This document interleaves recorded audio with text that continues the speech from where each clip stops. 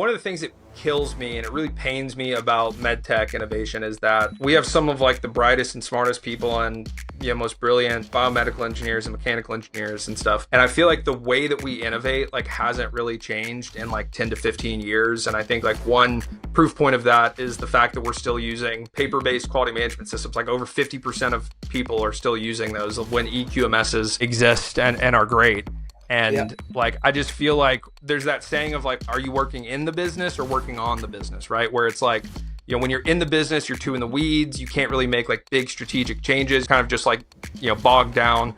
But when you're working on the business, you're making moves that can make the entire business operate more efficiently, right? You're doing stuff that needs to get done. I feel like there's a real massive lack in medtech innovation of people working on innovation. They're working in innovation and they're producing some of the most incredible innovations. But because there's been this lack of working on innovation, like with stuff like Haitch, with stuff like ProductFlo, right?